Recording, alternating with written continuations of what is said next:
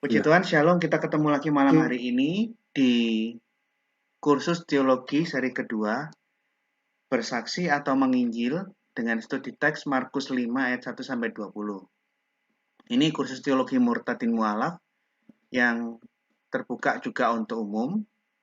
Siapapun boleh mengikuti. Dan siapapun channel-channel YouTube yang ingin merelay, dipersilakan merelay atau mereupload dengan atau tanpa izin dari channel Inyo Manis, semuanya diizinkan. Oh ya, saya mau informasikan dukungan pelayanan tidak lagi pakai Dana karena aplikasi Dana saya bermasalah. Sekarang saya ganti ke OVO di nomor ini atau nomor rekening saya di BCA 675 BRI. Yang semua ini saya khususkan untuk pelayanan di channel Inyo Manis atas nama Gracia Victory Ari Dikman Pelo.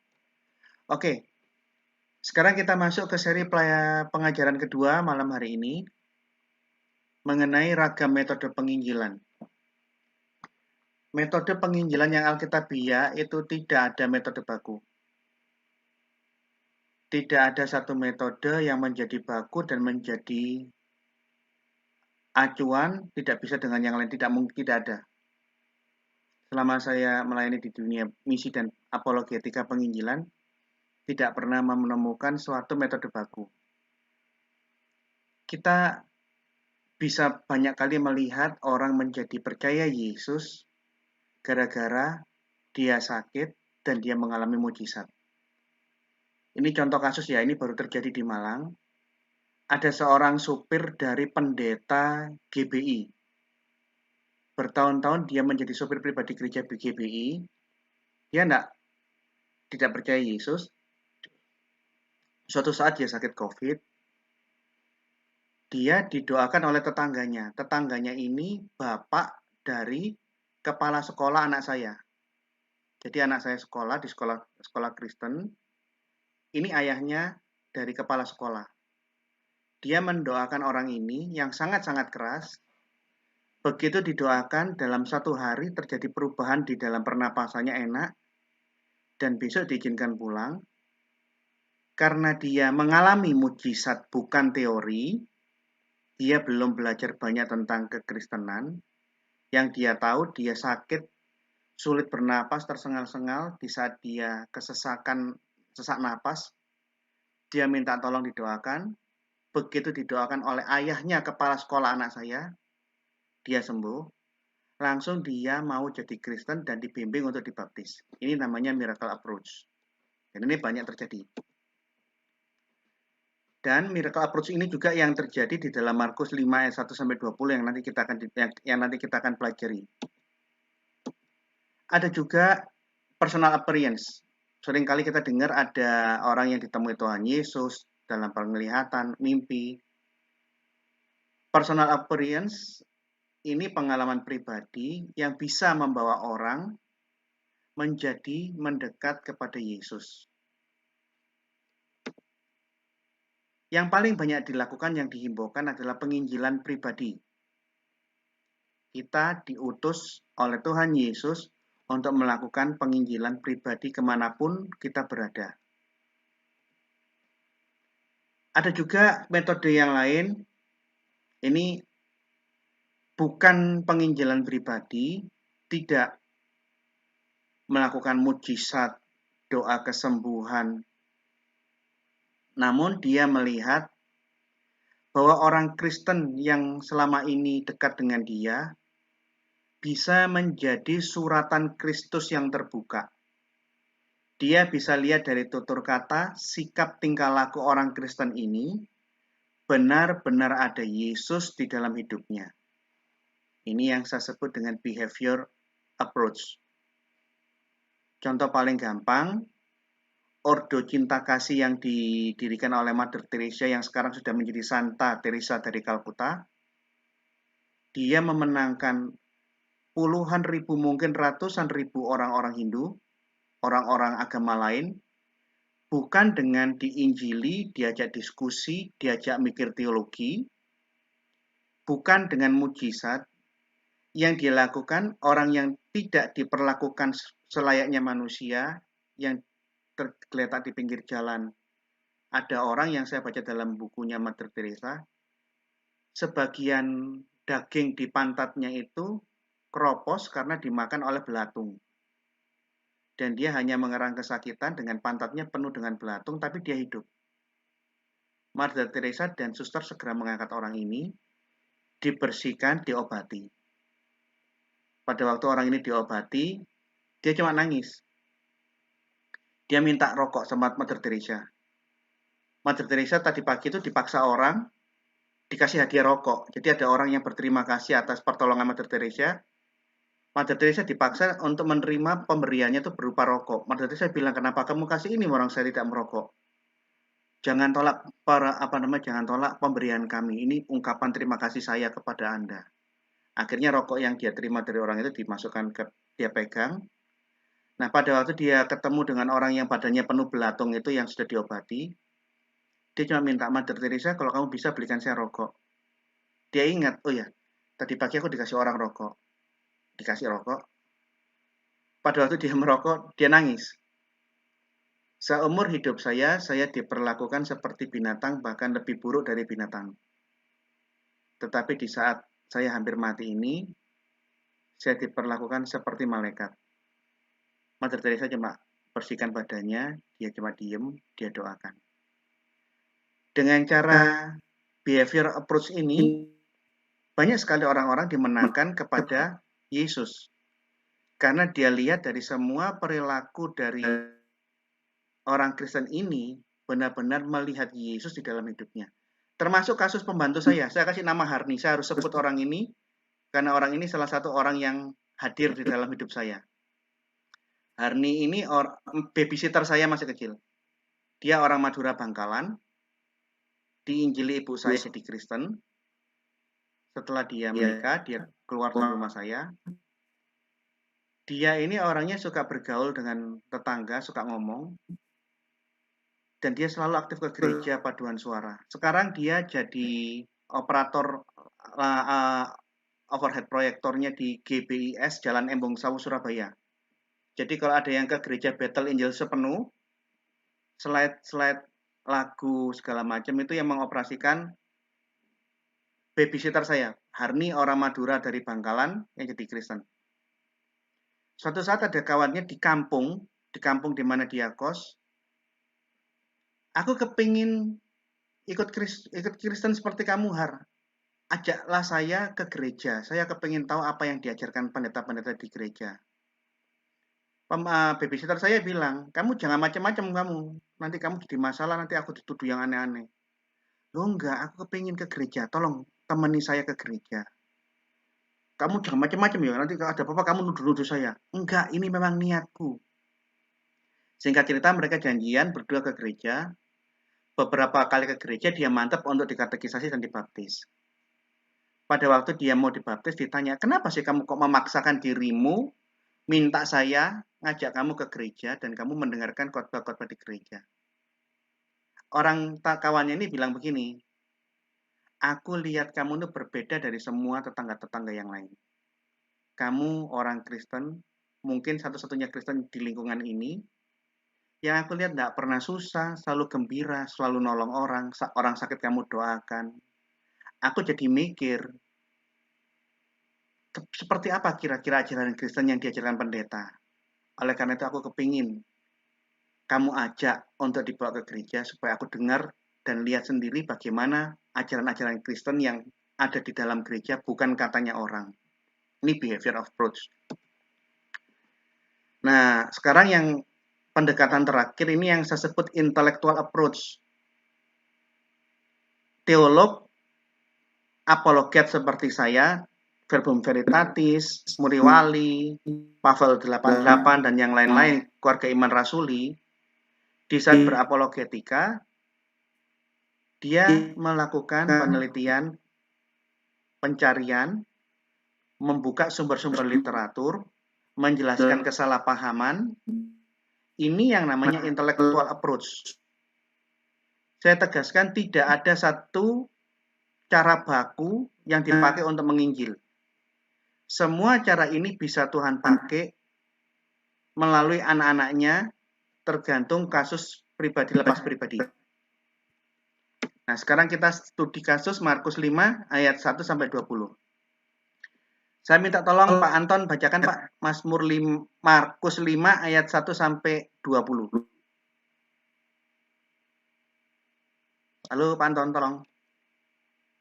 Kalau Pak Anton nggak ada, siapa ya? Markus 5 ayat 1 sampai 20. Markus 5 ayat 1 sampai 20. Yesus mengusir roh jahat dari orang Gerasa.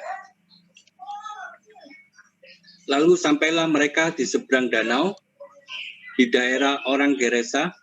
Baru saja Yesus turun dari perahu, datanglah seorang yang kerasukan roh jahat dari perkuburan menemui dia. Orang itu diam di sana dan tidak ada seorang pun lagi yang sanggup mengikatnya sekalipun dengan rantai. Karena sudah sering ia dibelenggu dan dirantai, tetapi rantainya diputuskannya dan belenggunya dimusnahkannya. Sehingga tidak ada seorang pun yang cukup kuat untuk menjinakkannya. Siang malam ia berkeliaran di pekuburan dan di bukit-bukit sambil berteriak-teriak dan memukuli dirinya dengan batu. Ketika ia melihat Yesus dari jauh, berlarilah ia mendapatkannya, lalu menyembahnya. Dan dengan keras ia berteriak, "Apa urusanmu dengan aku, hai Yesus, Anak Allah yang Maha Tinggi? Demi Allah jangan siksa aku."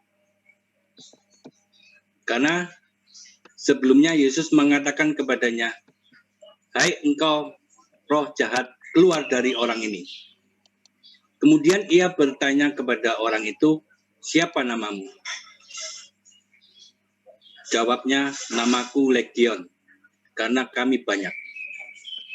Ia memohon dengan sangat supaya Yesus jangan mengusir roh-roh itu keluar dari daerah itu. Adalah di sana, di lereng bukit berjumlah besar babi sedang mencari makan. Lalu roh-roh itu meminta kepadanya, katanya, "Suruhlah kami pindah ke dalam babi-babi itu, biarkanlah kami memasukinya." Yesus mengabulkan permintaan mereka, lalu keluarlah roh-roh jahat itu dan memasuki babi-babi itu. Kawanan babi yang kira-kira 2.000 jumlahnya itu terjun dari tepi jurang ke dalam danau dan mati lemas di dalamnya. Maka larilah penjaga-penjaga babi itu dan menceritakan hal itu di kota dan di kampung-kampung sekitarnya. Lalu keluarlah orang untuk melihat apa yang terjadi. Mereka datang kepada Yesus dan melihat orang yang kerasukan itu duduk, sudah berpakaian dan sudah waras, orang yang tadinya kerasukan legion itu. Maka takutlah mereka. Orang-orang yang telah melihat sendiri hal itu menceritakan kepada mereka tentang apa yang terjadi atas orang yang kerasukan setan itu dan tentang babi-babi itu. Lalu mereka mendesak Yesus supaya ia meninggalkan daerah mereka. Pada waktu Yesus naik lagi ke dalam perahu, orang yang tadinya kerasukan setan itu meminta supaya ia diperkenankan menyertai dia. Yesus tidak memperkenankannya, tetapi ia berkata kepada orang itu, "Pulanglah ke rumahmu, kepada orang-orang sekampungmu, dan beritahukanlah kepada mereka segala sesuatu yang telah diperbuat oleh Tuhan atasmu, dan bagaimana ia telah mengasihi engkau." 20. Orang itu pun pergi dan mulai memberitakan di daerah Dekapolis segala apa yang telah diperbuat Yesus atas dirinya, dan mereka semua menjadi heran. Terima kasih. Oke. Kita sudah mendengarkan apa yang dibacakan oleh Bapak Anton. Pelayanan Yesus yang pertama itu dimulai di wilayah Israel sekitar Danau Galilea. Tapi kita jangan keliru. Daerah Galilea itu bukan wilayah khusus Yahudi, karena di dalam Alkitab dikatakan tanah Sebulun, tanah Naftali, jalan ke laut, daerah seberang sungai Yordan, Galilea, wilayah bangsa-bangsa.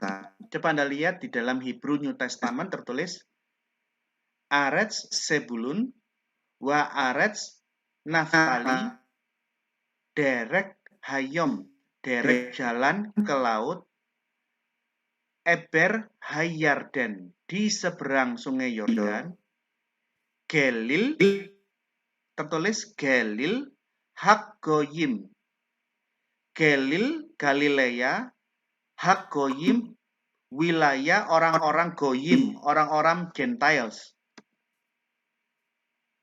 Jadi, Galil Hak-Goyim itu bahasa Inggrisnya the territory of the Gentiles.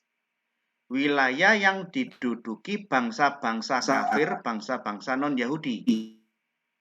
Jadi, kalau kita lihat Alkitab, jangan kita bayangkan Galilea di zaman sekarang, tapi kita harus lihat konteks Galilea di zaman itu wilayah multi etnis. Setelah dia ketemu orang di Gedara dan disembuhkan dari kerasukan setan, dia pergi ke Dekapolis, ke kampung halamannya. Ini loh Dekapolis. Dekapolis itu 10 deka dan polis. Polis itu kota tapi negara. Jadi 10 negara tapi negara kota yang adalah negara-negara Arab. Polis itu kota tapi menjadi suatu pemerintahan tersendiri. Nah, Dekapolis ini isinya terdiri dari Gadara, itu yang di sebelah selatannya Galilea, ini Gadara, yang merah ini. Dion itu agak ke timur lagi. Itu suatu kota dengan daerah sekelilingnya itu negara Dekapolis kedua. Damaskus itu paling utara, itu di selatan Syria. Ini sudah masuk wilayah Syria. Damaskus. Hippos itu di Galilea sebelah kanan, sebelah timur langsung. Abila sebelahnya Gadara, sebelah timurnya Abara. Pela di bawahnya Gadara, Gerasa di bawahnya Pela. Philadelphia, Kanata itu sudah masuk ke menjorok ke sebelah timur lagi. Dan Stikopolis. Anda sadar enggak bahwa Dekapolis di dalam sejarah ini itu adalah bukan negara-negara, bukan wilayah Israel, bukan pemukiman Yahudi.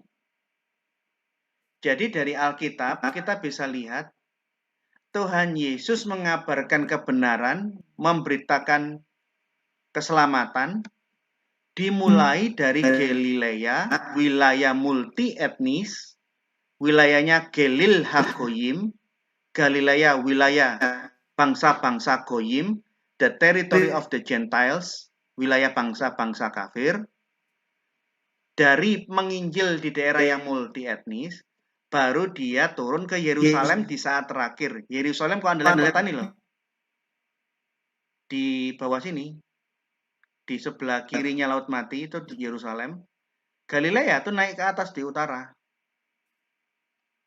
Jadi diawali pelayanan di daerah multi etnis, diakhiri di Yerusalem dan disalibkan di Yerusalem. Dalam konteks Markus pasal 5, Yesus masuk ke suatu bangsa yang berternak babi. Menurut Anda babi diternak segitu banyak itu untuk dijadikan hewan pet seperti anjing yang dirantai di jalan-jalan begitu? Dikasih pakaian, dikasih rok, dikasih topi gitu. Seperti kayak film-film di luar negeri, di orang-orang bule kan. Piara babi, as a pet. Babi sebagai binatang peliharaan. Didandani, kasih rok, dikasih pakaian, dikasih topi. Menurut kalian apakah babi di zaman Yesus itu yang ribuan itu seperti itu? Dijual di pet shop untuk lucu-lucuan gitu? Tidak. Yesus masuk ke suatu daerah bangsa pemakan babi. Babi dikonsumsi, menunjukkan itu bukan wilayah Yahudi. Yesus berdakwah, menginjil, mengabarkan kebenaran di wilayah bangsa-bangsa pemakan babi. Kalau di dalam peta zaman sekarang itu wilayah Yordan. Gadara, Dekapolis itu sebagian besar wilayah Yordan. Damaskus itu masuk wilayah Syria. Hanya Stikopolis yang termasuk wilayah utara Israel. Hanya Stikopolis. Tapi di zaman Yesus, Stikopolis itu wilayah Arab. Dekapolis ini negara-negara Arab ya, wilayah Arab ini. 10 kota metropolitan Arab di zaman kuno. Di mana kepemimpinannya langsung ditangani oleh orang-orang Yunani, sehingga 10 kota Arab yang metropolitan zaman dulu disebut Dekapolis. Itu wilayah Arab. Di dalam Matius pasal 4, Yesus pun tertulis apa? Yesus pun berkeliling di seluruh Galilea. Jadi dia berjalan di sekitar Galilea. Ia mengajar dalam rumah-rumah ibadat. Bahasa Yunaninya dia masuk mengajar ke sinagoge. Artinya dia masuk ke kampung-kampung komunitas Yahudi karena ada sinagog yang dia masuki. Tapi ayat ini belum selesai. Dan memberitakan Injil kerajaan serta melenyapkan segala penyakit dan kelemahan di antara bangsa itu. Jadi dia berkeliling di Galilea, ketemu kampung-kampung Yahudi. Tapi dia juga ketemu dengan the Gentiles, orang-orang non-Yahudi, bangsa-bangsa asing, dan menyembuhkan segala penyakit dan kelemahan di antara bangsa-bangsa yang ada di Galilea. Akibatnya di ayat 42, akibat pelayanan Yesus yang berkeliling ke daerah-daerah multi etnis, orang Yahudi dan orang-orang non-Yahudi dia temui, diinjili, maka sangat tersohor, sangat terkenal seluruh Syria. Namanya terkenal sampai ke perbatasan Turki. Kalau Anda lihat peta, di atasnya Israel itu Libanon, di atasnya Libanon itu Damaskus, Syria. Naik terus ke atas itu ada kota Antioquia. Naik sedikit sudah masuk perbatasan Turki. Yesus tersiar, terkenal, tersohor di seluruh Syria di saat awal-awal dakwanya. Jadi di saat awal dia berdakwah dan mengabarkan Injil kebenaran bahwa Allah itu sangat mencintai kita, ayo bertobat karena kerajaan Allah sudah dekat, dia lebih dahulu terkenal di seluruh wilayah-wilayah Arab sebelum terkenal di Yerusalem. Dan dibawalah kepadanya, kepada Yesus, semua orang yang buruk keadaannya. Buruk ini artinya dia menderita yang luar biasa, entah sakit apa, yang menderita pelbagai penyakit dan sengsara, yang kerasukan sakit ayan dan lumpuh, lalu Yesus menyembuhkan mereka semua. Entah kamu bangsa apapun, kamu percaya atau tidak percaya, kamu orang Yahudi atau bukan Yahudi, di seluruh wilayah sampai Syria, mereka datang bawa orang-orang sakit untuk disembuhkan oleh Yesus. Ini penginjilan pertama Yesus. Anda lihat di dalam Alkitab, di dalam Kejadian, bangsa-bangsa yang tadi saya sebutkan Dekapolis Syria itu wilayahnya penyebaran Bani Ismail. Kalau Anda lihat Kejadian 25:17, penyebaran suku-suku Ismail pertama kali, Ismail dan keturunannya, baca ayat 18, anak cucu Ismail 12 apa namanya, bukan 12 ya, berapa sih anaknya Ismail? Hadad, Yetur, Nebayot, Kedar, macam-macam, saya lupa jumlahnya. Keturunan Bani Ismail, dia tinggal di Hawilah sampai Syur. Hawilah itu wilayah timurnya Mesir, dari Jazirah Sinai sampai Syur. Syur ini nama kuno untuk Syria, wilayah Syria kuno, ke tanah Asyur. Kalau sudah ngomong Asyur, dia bukan hanya Syria, tapi sudah mencakup juga wilayah sebagian Irak dan Iran. Dan keturunan Bani Ismail ini, keturunan-keturunannya Ismail anak Abraham, mereka menetap berhadap-hadapan dengan semua saudara-saudara mereka. Jadi, Dekapolis, Damaskus, Gadara, Pella, Philadelphia, Hippos, dan sebagainya, itu wilayah Arab. Ya menarik, orang yang disembuhkan kerasukan setan ini adalah orang Arab, diinjili di wilayah Arab, dari kampung Arab, orang-orang pemakan babi, dan dia ditugaskan Yesus untuk pergi ke kampungmu, dia menginjil ke semua Dekapolis, wilayah-wilayah kota-kota Arab, untuk menceritakan bagaimana perbuatan baik Tuhan kepada dia. Ini jangan lupa ya, ini tercatat di dalam Alkitab, seringkali kita lupakan bahwa penginjil pertama di dalam Alkitab itu bukan 12 rasul, tapi orang Arab yang pernah gila yang disembuhkan Yesus. Tapi ingat, dia hanya diperintahkan memberikan kesaksian kepada orang-orang sekampungmu, orang-orang sekampungnya, dan bersaksi ke wilayah-wilayah Arab yang selama ini dia kelilingi. Untuk dia tunjukkan, kamu sudah tahu kan saya dulu gila, tidak ada tali, tidak ada rantai yang bisa membelenggu saya, karena pada waktu saya kerasukan, tali dan rantai itu dengan mudah saya patahkan. Kamu lihat saya selalu tidur di kuburan demi kuburan, dan tidak ada satu orang pun yang berani mendekat ke saya.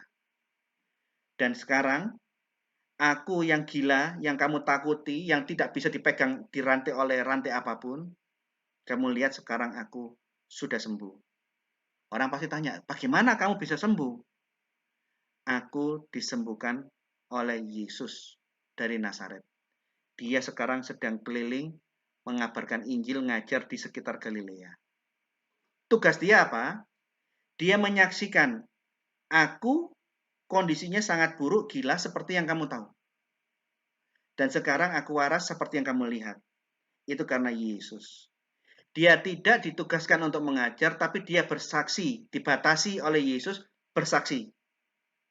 Tunjukkan mujizatmu terjadi, kamu alami ke semua orang-orang yang ada di kampungmu dan semua orang-orang Arab di 10 kota-kota Arab Dekapolis. Jadi, dia bersaksi untuk menunjukkan ini mujizat. Mujizat ini subjektif karena orang lain bisa menyaksikan. Dulu kamu buta, sekarang kamu melihat. Dulu kamu lumpuh, sekarang kamu berjalan. Perubahan yang terjadi disaksikan oleh orang-orang siapapun yang menyaksikan. Ini subjektif. Tapi sedangkan mimpi itu kan objektif. Hanya diketahui oleh yang bermimpi. Apakah dia benar-benar bermimpi atau mimpinya itu cerita-cerita yang ditambah-tambah, kita kan tidak bisa melakukan verifikasi. Jadi, penginjilan yang paling sederhana yang tercatat di dalam Alkitab adalah penginjilan yang bersaksi tentang mujizat yang saya alami sebagaimana yang kalian semua ketahui. Penginjilan yang paling sederhana hanya diizinkan bersaksi. Untuk kepingin tahu lebih lanjut, jangan tanya-tanya saya, silakan kamu ketemu dengan Yesus yang sedang berkeliling mengajar di kampung-kampung daerah-daerah sekitar Galilea. Penginjilan yang hanya bersaksi, tolong hati-hati, jangan sok-sokan melangkah lebih jauh untuk mengajar. Itu bukan porsi kalian. Dan kasus orang Arab, penginjil pertama Alkitab ini orang Arab, orang gila yang bertobat, disembuhkan Yesus, percaya Yesus. Ini instruksi khusus ke orang itu. Pergilah kamu ke kampungmu, ceritakanlah bagaimana kasih karunia Allah dan kebaikan Allah kepadamu. Instruksi khusus ke person itu. Perhatikan ya. Lanjut. Porsi untuk bersaksi mengalami mujizat ini tidak terlalu banyak. Hanya khusus ke person-person tertentu. Di dalam kekristenan, seringkali kita kurang entah kalian sadar apa tidak sadar, banyak sekali wilayah Arab, orang Arab ini terlibat di dalam Alkitab maupun penyebaran kekristenan. Kristen pertama kali disebut di Antioquia. Antioquia bukan wilayah Yahudi. Dia wilayah Syria, wilayah Arab. Dia sudah dekat perbatasannya Turki. Ini wilayah Arab. Antioquia menjadi pos penginjilan bagi bangsa-bangsa non-Yahudi. Pusat penyebarannya, markas besarnya itu di tanah Arab, di Antioquia, Syria bagian utara. Dan dari situ, dari Antioquia, nama Kristen pertama kali disebut, pengikut Kristus, pengikut Mesias, Masihiyin. Kedua, di dalam sejarah penginjilannya Paulus melakukan banyak kali perjalanan penginjilan, perjalanan pertama, kedua, ketiga. Tapi kadang-kadang orang nggak sadar bahwa perjalanan penginjilan pertama Paulus itu dia pergi dan menginjil pertama kali ke wilayah Arab.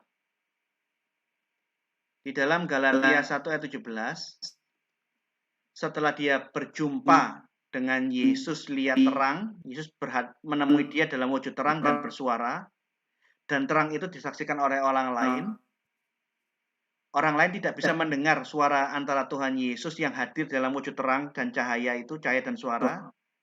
Hanya Yesus dan Paulus yang bisa saling memahami.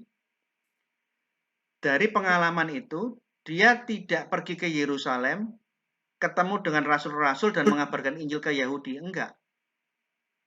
Setelah Paulus dalam perjalanan menuju wilayah Arab, Damaskus, di tengah jalan, dia ketemu Yesus.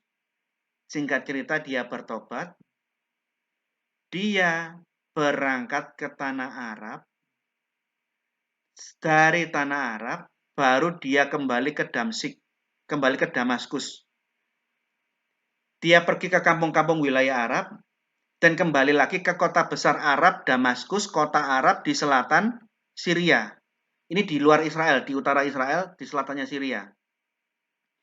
Dia menginjil ke Arab dan tinggal di Damaskus, kota Arab, selama 3 tahun. Setelah 3 tahun tinggal berkeliling menginjil di daerah-daerah Arab dan tinggal di kota besar Arab Damaskus, Damsik itu Damaskus, baru Paulus ke Yerusalem untuk ketemu Petrus. Dia ketemu Petrus dan tinggal 15 hari di rumahnya Petrus. Paulus penginjilan pertama ke wilayah Arab. Kemungkinan besar ini yang dimaksud adalah Yordania. Yordania sampai ke utaranya Arab Saudi. Lanjut, bangsa Arab itu pun juga menjadi salah satu saksi mata lahirnya gereja di saat pencurahan Roh Kudus. Begitu Roh Kudus dicurahkan, itulah hari lahirnya gereja. Di dalam Kisah Rasul pasal 2 dikatakan, bagaimana mungkin kita masing-masing mendengar mereka berkata-kata dalam bahasa kita sendiri, yaitu bahasa yang kita pakai di asal kita. Bahasa dan dialek khas bahasa daerah kita. Kita orang Parsia, Media Elam. Ini orang-orang penduduk daerah Irak. Penduduk Mesopotamia, ini daerah Irak. Ini suku-suku yang mendiami daerah Irak. Yudea, ini selatannya Israel. Dari di daerah tanah Negev. Negev itu daerah selatannya Israel. Jadi kalau Yerusalem ke bawah sampai ke Hawiya, ke kayak apa namanya? Kota di selatannya Israel itu pintu masuk dari Mesir itu yang namanya Yudea. Kapadokia ini di utara. Kapadokia ini sudah masuk di sekitar daerah Turki. Pontus Asia yang dimaksud di sini ini Turki. Frigia, Pamfilia, Mesir, daerah-daerah Libya, daerah-daerah Afrika Utara. Yang berdekatan dengan Kirene. Kirene dekat daerah Maroko. Pendatang-pendatang dari Roma, dari Eropa.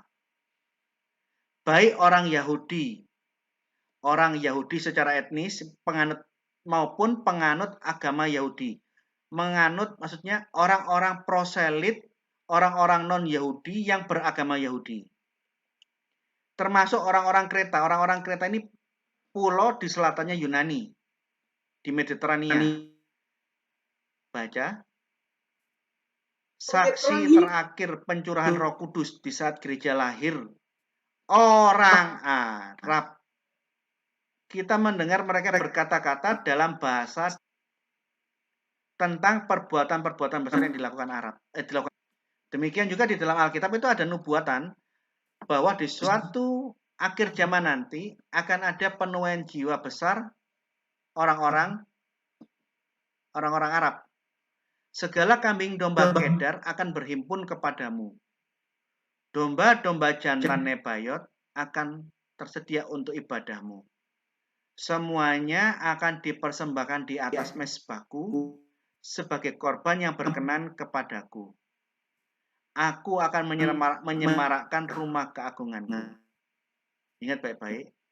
Israel tidak pernah kekurangan domba dan kambing.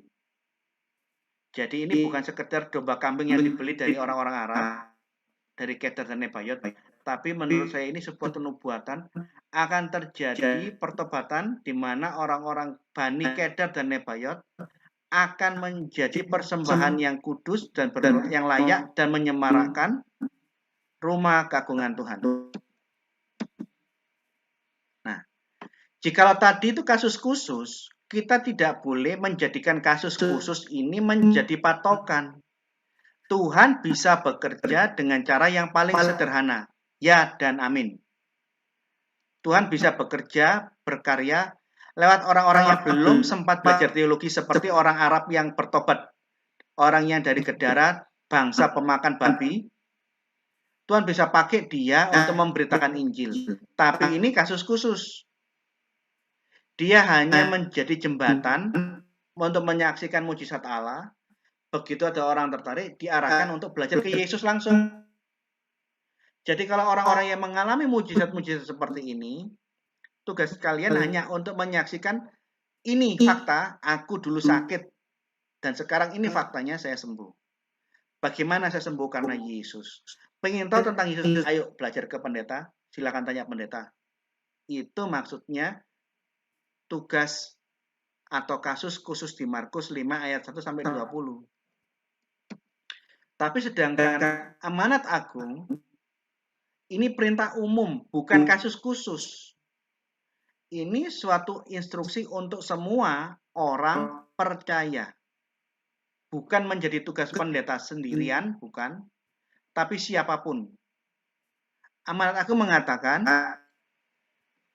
pergilah jadikanlah semua bangsa muridku. Kita pergi untuk menjadi guru-guru kebenaran, guru-guru kitab suci yang memuridkan orang lain, semua bangsa, semua etnis, sampai mereka bertobat dan dibaptis. Tugas kita menjadi guru, karena kita harus pergi dan memuridkan orang lain. Kalau belum punya ilmu setara guru, jangan sekali-kali pergi melaksanakan amanat agung. Anda belum cukup. Karena amanat agung tugasnya untuk menjadi guru. Setelah mereka dipertobatkan, dibaptis, belum selesai. Ajarlah mereka melakukan segala sesuatu yang kuperintahkan kepadamu. Dan ketahuilah aku menyertai kamu senantiasa sampai kepada akhir zaman. Dari guru, mempertobatkan, dibaptis, diajar lagi. Artinya orang-orang yang bertobat ini harus mengalami pengajaran lebih lanjut, pendewasaan rohani. Inilah tugas utama penginjilan. Meskipun saya ulangi lagi, Tuhan bisa mempertobatkan banyak orang dengan berbagai cara, behavior approach, miracle approach, personal approach, termasuk intellectual approach. Ya, bisa. Tapi kalau kita ngomong main tugas utama, main jobnya penginjil, itu seperti ini. Yang saya sangat sesalkan tuh, yang sangat mengerikan itu, banyak murtadin itu tidak menyaksikan mujizat yang terjadi, tapi dia hanya jualan mimpi, dari mimbar ke mimbar jualan mimpi, Lama-lama Fatimah Sa'diyah setelah dia jualan mimpi terkenal, dia mengajarkan ajaran bidat anti Tritunggal Oneness. Ini parah ini. Harusnya dia membatasi diri, pernah mimpi ya cukup lah. Tapi jangan mimpi demi mimpi, itu aja yang dia ceritakan dari mimbar ke mimbar, dan nggak ada progresnya begitu. Malah progresnya menurun, bukan ikut ajaran benar, malah menjadi agen penyebar anti Tritunggal, termasuk Rina Solihin, Risuli Lubis. Banyak orang-orang, beberapa enggak banyak ya, karena banyak murtadin yang belajar sama saya, itu semua paham Tritunggal dan siap menjadi pembela iman Kristen tentang Tritunggal. Ini kasus sedikit, tapi ini ganjeli atau gak enak ya. Atau mereka hanya jualan bahasa Arab tapi kurang ilmu. Ini bahaya. Wajar mereka bisa bahasa Arab karena mereka tinggal di pesantren, dari kecil ngaji. Saya kurang fasih bahasa Arab, tetapi mengenai ilmu tentang Islamologi, saya banyak memahami masalah ini. Saya kebalikannya, beberapa orang tertentu yang hanya bisa bahasa Arab, tapi kurang ilmu. Ini bahaya, ini bahaya juga ini. Bahkan saya pernah ketemu ada seorang mantan Muslim yang buat postingan dan jadi viral, dia mengatakan sholat itu berasal dari kitab kuning. Ini loh saudara, saya harus ngomong jujur. Ini sesuatu yang sangat-sangat keliru. Dia akan menjadi bahan tertawaan oleh agama lain. Karena kitab kuning itu buatannya Syekh Nawawi Al-Bantani. Syekh Nawawi Al-Bantani itu orang Indonesia. Dia kakek buyutnya Ma'ruf Amin, wapres kita. Kakek buyutnya wapres kita itu menjadi ulama besar di dalam dunia Islam. Di abad 19, dialah yang menjadi imam Masjidil Haram di Mekah. Ini orang Indonesia. Dibilang Syekh Nawawi Al-Bantani itu maksudnya Syekh Nawawi dari Banten. Al-Bantani itu dari Banten. Jadi seorang mantan Muslim yang bertobat jadi Kristen mengatakan sholat itu berasal dari kitab kuning. Astagfirullahaladzim, saya cuma bisa mengatakan ini keliru. Ini keliru, ini bahaya. Orang lain yang tidak tahu apa-apa dia langsung ambil informasi ini dan disebar-sebarkan. Ini bahaya. Karena salat dalam Islam, sholat 5 waktu dalam Islam itu perintah, dalam agama Islam itu perintahnya Allah Subhanahu wa Ta'ala kepada Muhammad saat dia Isra Mi'raj. Nah, peristiwa Isra Mi'raj, entah ini terjadi apa tidak, saya belum membahas masalah historisitasnya ini. Peristiwa Isra Mi'raj dalam Islam itu terjadi di abad ke-7. Apakah ini benar-benar terjadi dalam sejarah, ini perdebatan. Karena di dalam hadis, Aisyah ditanya, katakan kepada kami, apakah yang terjadi di malam Isra Mi'raj? Aisyah mengatakan, semalam-malaman dia tidur di samping saya. Di malam Isra Mi'raj, Muhammad tidur di rumahnya Aisyah, di kamarnya Aisyah. Itu gilirannya Aisyah. Dan Aisyah melihat semalam-malaman dia tidur di samping Aisyah. Timbul tafsir yang berbeda-beda. Ada ulama Muslim yang mengatakan, kemungkinan ini bukan perjalanan fisik, tapi perjalanan roh, mimpi, atau bagaimana. Perjalanan spiritual. Tapi ada yang meyakini ini memang perjalanan fisik. Raganya Nabi pergi dari Masjidil Aqsa ke Masjidil Haram. Tapi karena dia naik borak cepatnya minta ampun, sampai-sampai Aisyah yang ada di sampingnya Muhammad malam hari itu tidak menyaksikan. Mau pakai tafsir mana terserah, yang jelas tidak ada saksi mata yang melihat peristiwa Isra Mi'raj. Ya. Jadi kalau mengenai historisitas, ini nanti postingan lain, saya akan membuat postingan khusus masalah Isra Mi'raj. Ada banyak tafsir. Yang jelas, di dalam Islam, sholat itu perintah Allah di saat Isra Mi'raj. Entah ini terjadi secara fisik apa tidak, saya belum membahasnya. Dan tidak dibahas di malam hari ini.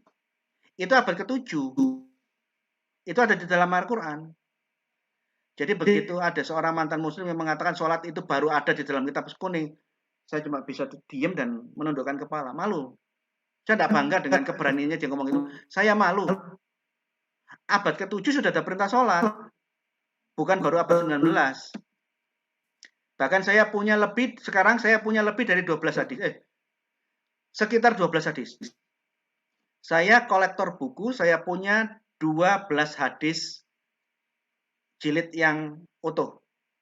Saya punya hadis Bukhari, hadis Sahih Muslim yang utuh, bukan ringkasan. Saya punya 4 sunan utama, Sunan Abu Dawud, Sunan Tirmizi, Sunan Ibnu Majah, Sunan Nasai. Saya punya. Termasuk hadis-hadis yang lain. Al-Mustarda saya punya. Saya punya juga Ibnu Kuzaimah, Sunan Ibnu Kuzaimah, dan beberapa hadis-hadis yang lain. Mengenai sholat, sudah ditulis detailnya di dalam hadis. Hadis ditulis di abad ke-9. Jadi saya bilang ini kesalahan fatal. Masalahnya kenapa? Ya karena orang-orang Kristen itu hanya senang sorak hore kalau ada yang bertobat.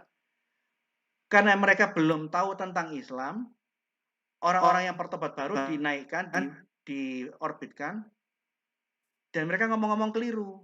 Begitu dia ngomong salah, orang Kristen terima aja sebagai kebenaran. Ini bahayanya di sini. Tapi saya dengar, informasi yang terakhir saya dengar, orang yang mengatakan sholat itu berasal dari kitab kuning, sholat baru diajarkan oleh Syekh Nawawi Al-Bantani, kakek buyutnya Wapres Ma'ruf Amin, abad ke-19. Dia mulai menyadari itu dia keliru, dan saya berharap dalam waktu yang tidak terlalu lama dia akan membuat postingan untuk mengklarifikasi masalah ini. Atau mungkin dia tutup mulut dan jangan lagi ngomong masalah ini. Karena pasti dia akan bermasalah di dalam hukum. Karena itu fitnah. Islam tidak mulai sholat di abad 19, tapi sejak Isra Mi'raj, sholat 5 waktu diajarkan oleh perintah instruksi dari Allah. Nah, termasuk saya kasih memberikan sedikit informasi tentang apa yang saya sudah layani. Pelayanan saya di dalam dunia apologetika ini, inilah yang saya sebut intellectual approach. Saya mengakui saya punya kawan-kawan yang lain yang memiliki kemahiran personal approach. Pendekatan pribadinya bagus. Saya jelek. Saya ketemu bapaknya kepala sekolah anak saya. Dia suka mendoakan orang dan banyak mujizat terjadi dan banyak orang bertobat. Di situ saya tidak seperti dia. Nah, saya bertobat itu tahun 2007. Dulu kelakuan saya tidak seperti yang Anda lihat seperti ini. Jelas-jelas 180 derajat. Tapi di saat mulai saya mengenal kebenaran firman Tuhan dalam pengertian saya mulai mempelajari Alkitab dengan baik, saya menghabiskan waktu saya di awal-awal saya bertobat, saya banyak belajar kajian-kajian orientalis. Orientalis itu kajian-kajian tentang Timur Tengah. Saya mulai menggali dan mengkoleksi buku-buku Islam. Saya kumpulkan kitab-kitab Torik. Jadi Anda kalau ke rumah saya, buku-buku tentang sejarah Islam itu berderet-deret. Saya baca, saya punya Sirah Nabawiyah Ibnu Hisham. Saya punya kitab Al-Maghazi, kitab perang, catatan perang Muhammad yang ditulis oleh Waqidi. Saya punya bukunya Al-Bajuri, Fathul Al-Buldan. Setelah peperangan-peperangan di zaman Muhammad, sejarah Islam mulai penaklukan di luar Islam. Satu-satu buku tentang sejarah kitab-kitab Torik saya pelajari. Saya kolektor hadis. Saya kumpulkan sampai hari ini mungkin sudah 12 hadis saya miliki. Termasuk saya belajar tentang literatur klasik Islam. Saya baca Ihya Ulumuddin. Saya baca Tahafut Al-Tahafut. Saya baca Al-Milal wa Al-Nihalnya Asyarastani. Saya baca. Saya pelajari teologi. Mulai biblical arkeologi, penemuan naskah-naskah laut mati. Saya mulai tertarik apa itu bapak-bapak gereja. Karena selama ini saya ini bodoh. Bodoh tapi saya ini sombong. Saya sebelum bertobat, saya ini menjabat dari ketua ke ketua. Saya di berbagai organisasi, saya ini di kampus, saya ini ketua-ketua terus. Saya banyak belajar tentang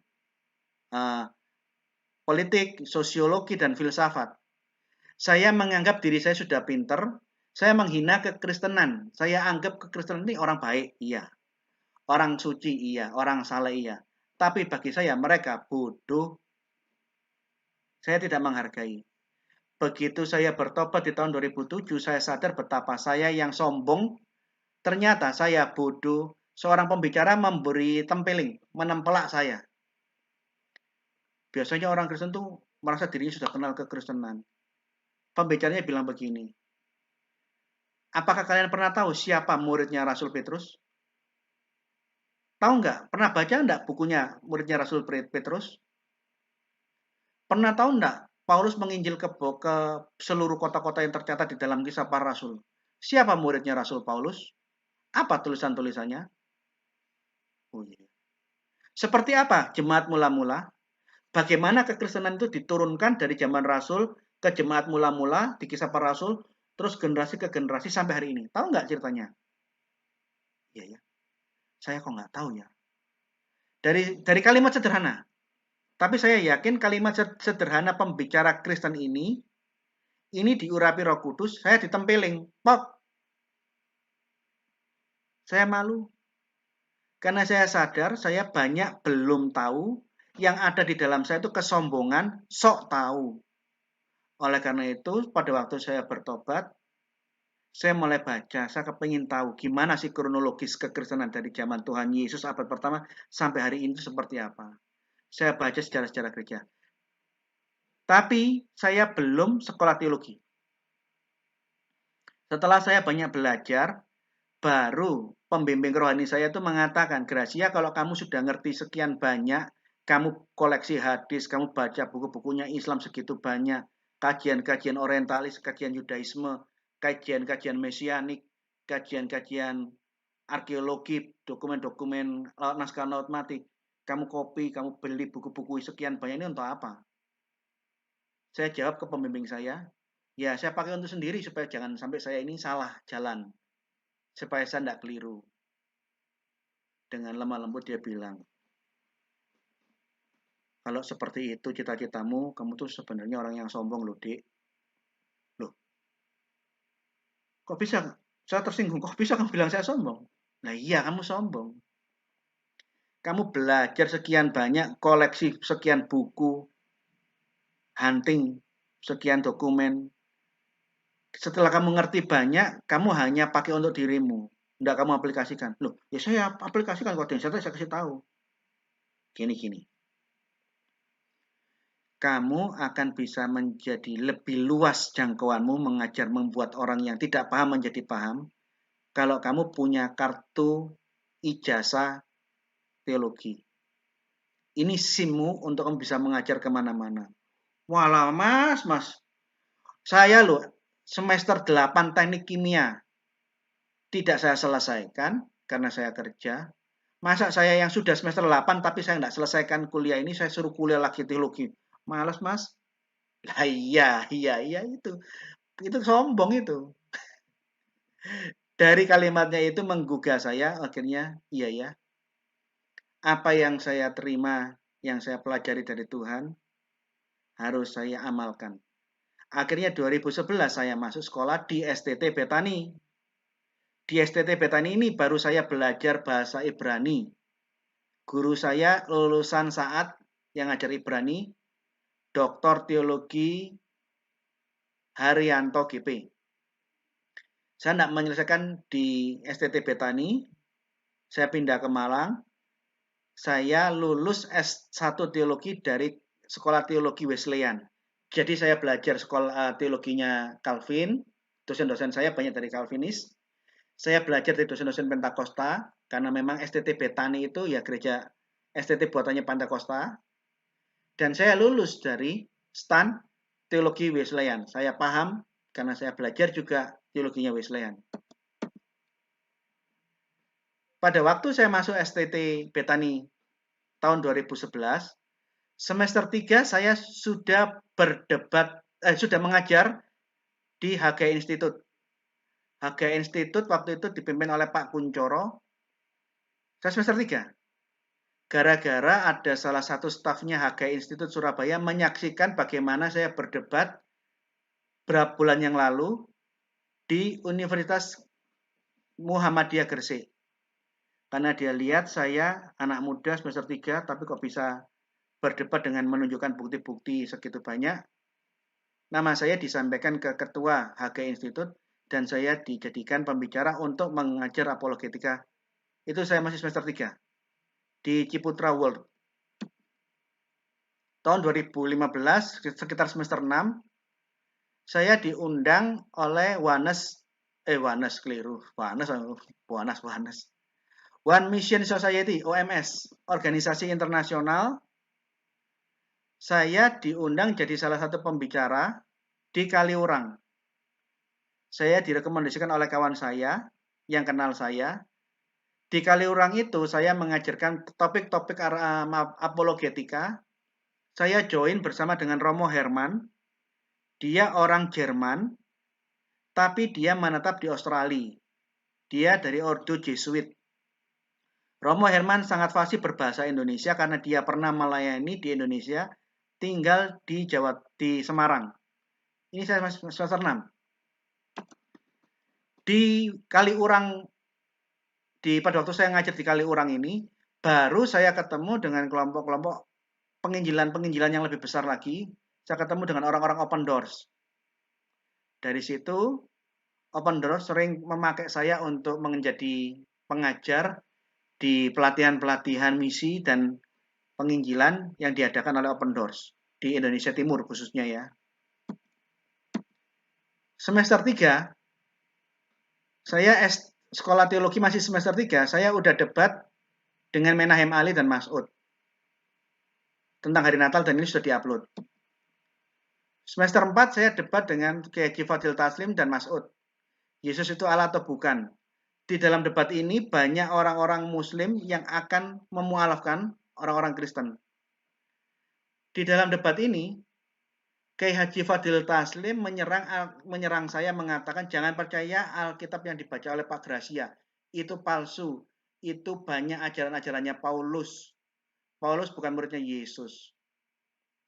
Pada waktu saya diberi kesempatan untuk menjawab serangannya Pak Kiai Haji Fadil Taslim, ini Kiai sepuh yang rambutnya udah kuning putih semua. Ini sudah kakek-kakek ini, Pak Ibai. Saya panggil Pak Fadil, tolong Anda tunjukkan ke hadapan saya dan semua orang yang hadir di dalam debat di sini, di Universitas Muhammadiyah Surabaya, tunjukkan mana bagian-bagian Alkitab yang palsu yang saya miliki. Ini yang palsu. Yang asli menurut kamu mana? Tolong tunjukkan. Kalau sekedar hanya mengatakan ini palsu, saya pun juga bisa melakukan tuduhan yang sama, Al-Quran palsu. Ini Alkitab saya, ini palsu. Yang asli mana? Tunjukkan. Dia tidak menunjukkan, dia diam aja. Akhirnya saya menambahi. Bukankah Islam sendiri melakukan hal-hal yang mengerikan di dalam kitab sucinya? Di saat Al-Quran disalin, dijilid, dibendel, dikodifikasi oleh Utsman bin Affan, setelah penjilitan Al-Quran itu selesai ditulis oleh Utsman, saya heran, saya baca buku sejarah-sejarah Islam, Utsman memerintahkan semua manuskrip-manuskrip yang berbeda dari versinya, termasuk manuskrip yang asli yang dipakai untuk bahan menyalin, disobek-sobek dan dibakar. Saya ini baca data-data Islam dari literatur-literatur Islam ini, hati saya berdebar jengkel. Maaf, bukan saya mau membela Islam, tapi saya berdebar karena saya marah. Karena Utsman telah sengaja melakukan penghilangan barang bukti, sehingga kita semua, termasuk kalian umat Muslim, tidak punya kesempatan untuk memberikan uji. Apakah Quran yang saya pegang, misalnya ini Quran ya, Quran yang saya pegang ini apakah masih sama dengan yang asli apa tidak? Tidak bisa. Karena yang asli sudah disobek-sobek dan dibakar. Nah, salahnya yang asli itu apa? Termasuk semua Al-Quran yang ada di Afrika Utara, di Mesir, di semua Jazirah Arab, di Semenanjung Arab, di seluruh Palestina, di Syria, sampai di perbatasan Rusia. Kenapa semua Al-Quran yang ada di seluruh kekaisaran Islam dirampas, disobek-sobek, dan dibakar? Alasannya apa? Yang seperti ini tidak pernah dilakukan oleh orang Kristen. Orang Kristen tidak pernah menyobek-nyobek dengan sengaja kitab sucinya sendiri. Ini terjadi di dalam Islam. Nah, ternyata apa yang saya sampaikan ini, ternyata tidak semua orang Muslim memahami tentang sejarah kodifikasi Al-Quran. Begitu sesi pertama kedua selesai, istirahat. Begitu masuk ke sesi berikutnya, satu deret penonton itu kosong tiba-tiba. Dan saya baru tahu kenapa kok ada kejadian yang aneh, satu deret ini hilang. Karena biasanya dalam debat itu semakin tambah sore, tambah mendekati akhir, ruangan debat itu semakin penuh sesak. Setelah acara selesai baru saya tahu bahwa pada waktu jam makan siang ada dua mini bis yang isinya orang-orang mu'alaf dan calon mu'alaf yang dibawa lari keluar dari arena debat. Karena saya nggak sadar pernyataan-pernyataan saya itu membuat heboh orang-orang yang hadir di sana. Tapi apa? Apa yang saya sampaikan tidak pernah jadi masalah. Kenapa? Memang itu sejarah. Ini loh pentingnya kalau kita memahami dan menguasai data-data primer. Jadi pada saat saya ngomong sesuatu yang apa fakta dalam sejarah, mereka hanya bisa diam atau mungkin malu atau melakukan tindakan penyelamatan. Jadi mereka ingin membawa calon-calon mu'alaf harapannya supaya semakin mantap meninggalkan Kristen. Ternyata dia blunder. Pada waktu saya debat dengan Kiai Haji Fadil Taslim, ada pernyataan-pernyataan saya membuat dia blunder sehingga diungsikan keluar dari ruangan debat. Itu saya masih semester 4 itu. Semester 5 saya debat, ini saya gandeng berpasangan, berpartner dengan Muriwali Yanto Matalu. Pendeta Muriwali Yanto Matalu ini partner debat saya. Kita berdua bergandengan tangan, berjibaku, menghadapi Menahem Ali dan Subandi Sukoco, debat tentang Tritunggal atau Tauhid. Ini saya masih semester 5, belum lulus sarjana teologi. Semester 7, ini debat yang terakhir. Ini antara 78. Saya debat tentang Yesus menurut perspektif Alkitab dan Al-Quran. Ini debat yang terakhir, debat yang paling seru, dan banyak membuat orang-orang terhenyak. Pada waktu selesai debat, setelah saya tunjukkan ini ya Yesus yang historis seperti ini, Yesus palsu, Yesus dalam kitab apokrif itu seperti ini. Ini Yesus dongeng. Yesus membuat burung dari tanah liat, ini dongeng kitab apokrif Injil Thomas. Yesus sudah bicara dalam buayan, ini dongengnya Injil Pseudo Gospel of Matthew, itu dongengnya Injil Tufulia. Kitab-kitab apokrif sebelum Islam muncul. Ini sangat bagus ini, Anda bisa saksikan di channel Ini Manis. Itu saya masih semester 7 atau 8. Sejak saat itu saya tidak lagi mendapat kesempatan debat dengan pendapat-pendapat senior. Tahun 2016 baru saya pindah ke Malang, saya melayani di Facebook. Saya tidak memperkenalkan nama saya sebagai Gracia Pelo, saya pakai fake account. 2018 saya berdebat di dalam Masjid Al-Falah, mendebat Agustinus Kaimana yang membual dia lulusan STT Jakarta, dia membual berbohong lulusan S2 Leiden, Seminari Leiden, membual berbohong yang paling memalukan dia lulusan Tanakh Study Bible Tanakh Study Haifa, di mana institut studi tentang Tanakh di Haifa yang dia sebutkan itu tidak pernah ada wujudnya di muka bumi. Jadi dia belajar di institusi Gedabrus, institusi khayalan yang tidak pernah ada di muka bumi. Selama saya di Malang sampai 2019, saya melayani tanpa dikenal orang. Kemudian setelah COVID, saya baru buat channel Ini Manis sampai sekarang.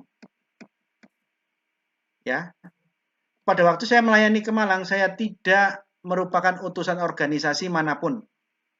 Tidak ada gereja organisasi manapun yang memberikan dana atau memberikan kompensasi.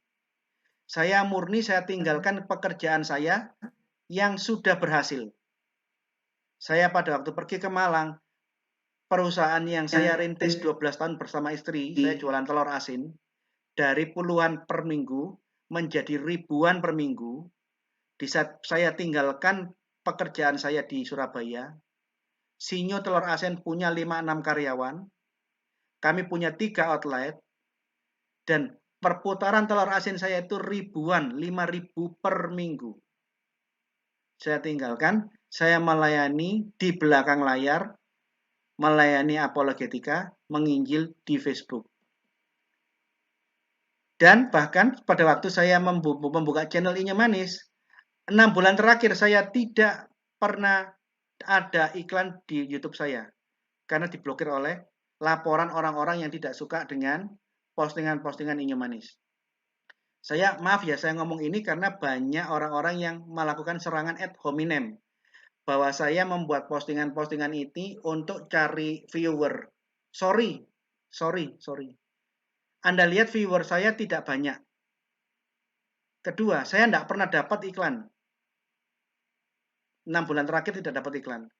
Tapi saya izinkan siapapun boleh ambil postingan-postingan yang saya buat, dipasang di channel-channel kalian, dan kalian dapat iklan, silahkan. Jadi maaf ya, saya ngomong ini untuk sebagai pembelaan saya tidak sehina fitnahan kelompok Wanes, bahwa saya ini cari iklan, cari viewer, gilani. Itu gilani. Saya tinggalkan semua kerjaan saya melayani di Facebook, tidak ada orang yang tahu dan tidak dibayar oleh siapapun. Saya layani Tuhan dengan sembunyi di belakang layar, bertahun-tahun. YouTube saya diblokir iklannya, saya diem, tidak pernah ngomel. Bahkan siapapun yang mengambil postingan saya izinkan, pakai izin, tidak pakai izin, saya bebaskan karena bagi saya, postingan saya inilah pelayanan saya, ini milik Tuhan. Semua postingan yang saya buat di YouTube, itu menjadi milik publik. Dan saya tidak pernah hitung-hitungan, kamu postinganku cuma sekian orang yang nonton, kamu kok ratusan ribu, bagi hasil dong, gilani, saya tidak pernah lakukan itu. Ya, jadi tolong orang-orang Wanes, kamulah yang cari jiwa dengan cara menyesatkan orang supaya dapat perpuluhan. Saya bukan pendeta, saya tidak pernah dapat perpuluhan dan saya tidak mengharapkan iklan. Dapat iklannya syukur, nggak dapat tidak saya pikir. Bahkan saya tidak pernah melakukan, bahkan saya ini mohon, silakan ambil postingan saya kok ada yang bagus untuk kalian sebarkan. Karena Gracia Pilot tidak bisa menjangkau seluruh Indonesia. Saya membutuhkan kalian-kalian yang channel-channel besar yang punya jaringan yang lebih luas dari saya. Dan saya tidak pernah melakukan counter strike. Kalian dapat ikan itu berkat untuk kalian yang membantu menyebarkan postingan-postingan saya. Saya konsisten di pengajaran. Ada tren isu apa, yang lain ngambil tren itu, saya tidak pernah ikut-ikutan ke sana. Saya selalu membuat konten-konten. Ini contoh ya. Kalau kalian belajar baik-baik para murtadin, ini ada contoh, saya tunjukkan screenshot saya dijapri oleh Julius Hidayah Mu'alaf Center. Dia ngajak saya berdialog, berdiskusi. Saya tanya temanya apa, dia bilang kita berdiskusi tentang integritas rencana. Saya males. Ini topik yang sangat ecek-ecek. Agama apapun, termasuk orang yang tidak beragama pun, sangat menghargai dan menginginkan integritas. Akhirnya saya bilang, tolong jangan topik yang terlalu luas mengambang, karena semua orang sepakat dengan integritas. Sekalipun mereka tidak berintegritas, mereka sepakat bahwa integritas itu bagus. Ayo yang lebih spesifik. Gimana kalau kita diskusi dan berdialog tentang memperbandingkan antara Tritunggal dengan ilmu kalam. Siapa yang lebih tauhid? Siapa yang lebih monoteisme? Gimana? Saya kasih topik yang jangan yang ecek-ecek, gilani. Topik integritas gilani bagi saya. Kalau kamu ngajak saya, kita ngomong yang kelas berat. Tritunggal versus ilmu kalam. Ayo kita diskusikan. Oh maaf, saya tidak mau debat bang. Ayo kenapa nggak mau? Doktrin Kristen yang selama ini sering kamu hina-hina, serang-serang, kamu fitnah dalam hati saya ya. Ayo kita uji barengan dengan ilmu kalam yang kamu bangga-banggakan. Ayo diuji. Berani enggak? Aduh Pak, itu semakin memanaskan suasana. Agama nggak bisa dipaksakan. Begitu dia menghindar, lari, saya coba bilang ke Julius dari Hidayah Mu'alaf Center, Sorry, aku banyak kerjaan, aku nggak apa namanya, nanti aja ya kita ngomong ya. Karena hal-hal remeh-temeh kayak begini saya malas melayani. Saya tinggalkan. Nah, jadi saudara-saudara, pentingnya Anda belajar supaya apa? Bukan untuk sombong, tapi bisa menjadi berkat. Bahkan saya akan merasa bangga kalau ada orang-orang yang mengikuti channel-channel saya belajar. Anda bisa masuk sampai tataran, kalau Anda mengajak orang diskusi tentang Tritunggal dan ilmu kalam, Anda dihindari orang-orang pergi lari. Baru saya bangga terhadap kalian. Belajar terus seperti ini. Ini ada beberapa buku yang sudah saya tulis bagi orang-orang murtadin dan para mu'alaf yang mau kembali ke dalam kekristenan. Anda bisa beli buku-buku saya ini, ada di Tokopedia. Semuanya penuh dengan data-data primer, termasuk saya scan tafsir-tafsir Al-Quran, saya scan hadis-hadis tentang pernikahan Muhammad dan perilaku seks di dalam hadis dan Al-Quran, lengkap.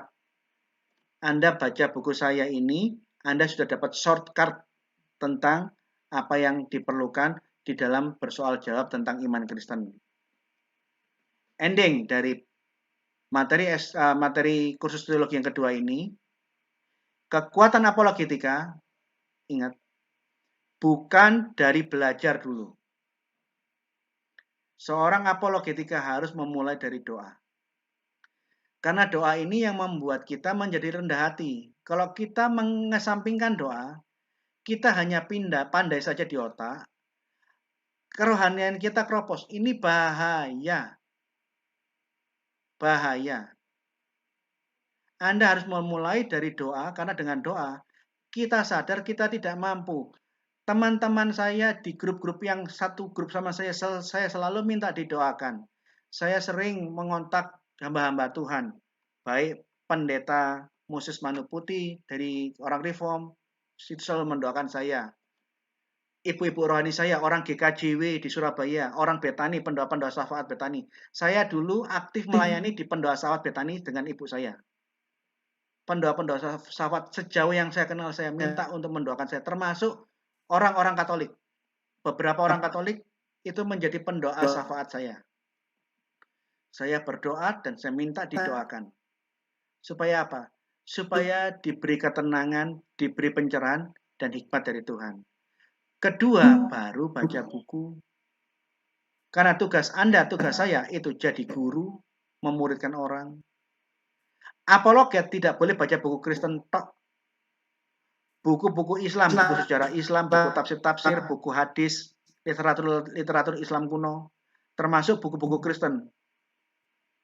Berbagai aliran Kristen kalian harus pelajari, sejarah kekristenan, bapak-bapak gereja, arkeologi Alkitab, sejarah, kajian-kajian orientalis. Seorang apologet harus menjadi kolektor dokumen. Seorang akademis yang berdoa dan bersaksi. Terima kasih, Tuhan memberkati. Baik, terima kasih Pak Gracia. Sebelum masuk ke sesi tanya jawab, bagi yang belum subscribe untuk channel keluarga Imam Rasuli, Inyo Manis dan beberapa afiliasi channel di sini, termasuk Pavel 88, CIA, Piong 77, Gilbert EMS bisa di-subscribe. Ada pengajaran Pak Gracia juga di sana, bisa disaksikan pengajaran-pengajaran lain dengan topik-topik lain. Dan bagi yang terbeban untuk membantu mendukung pelayanan Pak Gracia, telah kita kasihkan nomor rekening ke sesi tanya jawab. Pak Gracia, kebetulan saya lihat untuk pertanyaannya nggak sesuai dengan topik, Pak. Ada 2 pertanyaan saja. Apakah kita lanjut, Pak? Tolong bacakan, kalau memang nggak terlalu penting dijawab ya, mending ditutup aja. Karena udah 1 jam lebih. Baik. Baik Pak. Itu di Matius 28 ayat 19. Perintah ini apakah untuk kita semua? Atau perintah ini hanya untuk ke-12 rasul murid Yesus pada saat itu? Karena saya pernah mendengar bahwa ayat itu ditujukan hanya kepada murid-murid Yesus, sehingga harus yang bisa membaptis itu harus satu rantai dari para rasul. Oh, enggak juga. Kalau saya sih gini. Itu secara konteks memang di aduh double suaranya.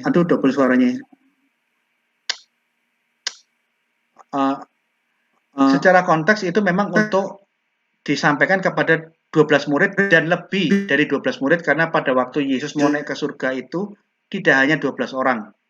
Itu banyak orang. Ada 70 murid, ada 120 murid. Dia menyampaikan itu kepada siapapun yang hadir saat itu, bukan 12 murid. Kalau kita baca di Kisah Para Rasul, pengganti Yudas Iskariot. Rasul-rasul berkata apa? Syarat pengganti Yudas Iskariot 12 rasul adalah orang yang sudah bersama dengan kita sejak pembaptisan Yesus di Sungai Yordan. Jadi sebelum Yesus dibaptis, Yesus sudah punya murid lebih dari 12. Dan murid-murid yang menyaksikan selain 12 rasul pembaptisan Yesus, yang ikut terus saat kenaikan ke surga sampai rapatnya para rasul, dari sekian orang ini yang akan dipilih menjadi pengganti Yudas Iskariot. Dan terpilihlah Matias. Artinya, Yesus tidak hanya memiliki 12 rasul. Ingat baik-baik. Yesus mengutus murid-murid 70 orang untuk menginjil berdua-berdua. Data tentang 70 murid ini ada di dalam catatan Hippolytus dan juga ada di dalam catatannya Eusebius, tapi yang tertua Hippolytus. Lukas itu penulis Injil, salah satu bagian 70 murid. Markus penulis Injil itu salah satu dari salah satu 70 murid. Termasuk Prokorus, Timon, Agabus, Nabi Agabus yang bernubuat bahwa Paulus akan dirantai di Yerusalem. Agabus itu salah satu catatan Hippolytus. Jadi ada banyak. Jadi kalau kita ngomong bahwa itu hanya 12 murid, enggak juga, tidak seperti itu. Yang bisa kita akui itu begini loh. Ada kekristenan yang masih memiliki garis dari para rasul. Nah, bagaimana dengan Protestan yang pecah dari Katolik? Ini kan sudah masuk sekte apa ya? Ego sektarian. Gereja-gereja Protestan dia masih mengaitkan ajarannya kepada bapak-bapak gereja sebagai apa? Kami orang-orang Kristen yang tidak mau keluar dari ajaran-ajaran rasuli. Jadi kalau mengenai isu-isu yang bersifat sektarian kayak begini, saya kurang suka. Karena bagi saya, apakah kamu Katolik, Ortodok, Protestan, atau siapapun, yang saya lihat pertama kali, apakah kalian masih mempunyai kaitan ajaran dengan kekristenan yang mula-mula atau tidak? Ini yang jadi penting. Apakah kamu memang imani Tritunggal Maha Kudus, Dwinatur Yesus, soteriologi yang diimani menjadi dasar pondasi semua gereja sedunia apa tidak? Ini dulu yang saya lihat. Kalau sudah ngomong ego sektarian, udah berantem, ini belum apa-apa udah berantem. Yang kayak gini-gini terus terang saya hindari. Kira-kira begitu Pak Anton. Baik, terima kasih Pak Gracia. Satu pertanyaan terakhir, ini benar-benar jauh dari topik kita hari ini dan mungkin penjelasannya agak panjang. Dari Lucky Seven ya, Pak Gracia tolong bahas bidat Kristen Koledrianisme atau Mariamah ya, yang menuhankan Bunda Maria pada zaman sebelum pra-Islam. Itu nanti saya akan jawab di sesi berikutnya, karena itu akan menjadi salah satu materi bidat-bidat Kristen yang diusir dari Kristen mainstream di Palestina. Itu akan kumpul di tanah Arab, berapa banyak bidatnya, ajarannya seperti apa, dan itu akan muncul dalam tulisan-tulisan Al-Quran. Itu akan sesi tersendiri, jadi saya tidak jawab hari ini, karena itu merupakan materi di kursus teologi yang akan datang, yang berikutnya. Baik, Pak Anton. dan terima kasih Pak Gracia, udah nggak ada pertanyaannya. Oke. Kita tutup ya dalam doa. Boleh tolong Mas Jimmy Piong 77 bawakan doa penutup.